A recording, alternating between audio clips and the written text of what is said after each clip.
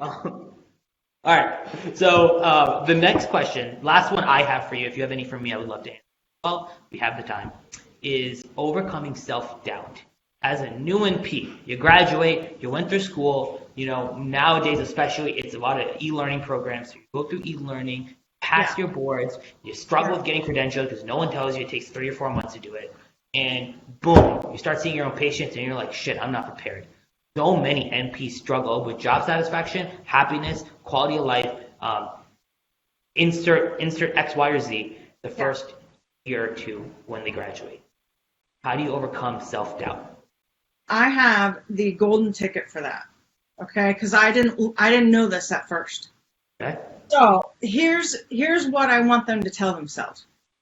If a patient comes in to see 5 providers at the same time with the same story, all 5 providers will have a different diagnosis and thus prescribe a different medication for that patient. Does that mean it's wrong? No.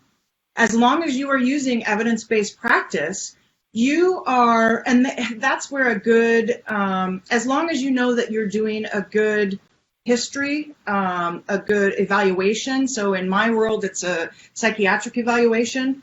For people in primary care, I'm sure it's like a new patient intake appointment.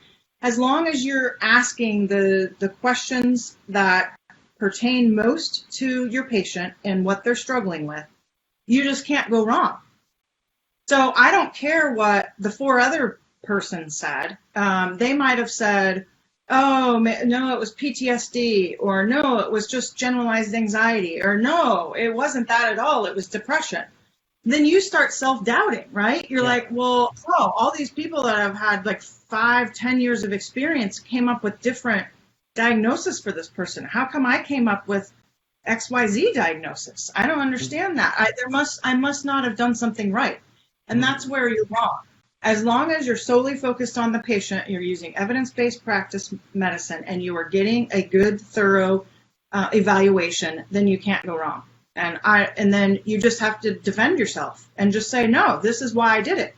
And providers need to do that anyways because of legalities. So as long as you can defend yourself in your charting and in your assessment and say, this is why I picked this medication, it was based on these symptoms that this patient told me about, then it really, you can't go wrong. So just always keep in the back of your mind that somebody else is always going to have a different way of doing it, a different diagnosis, a different medication choice. You just have to tell yourself that, you're following evidence-based guidelines and that's how you prescribe. That's phenomenal. You can't go wrong. That's amazing. Right, and accepting that, you can diagnose someone 5 different ways. 5 different ways. Yep. Totally. So, that I'm sure is going to be incredibly. I hope the nurse practitioner.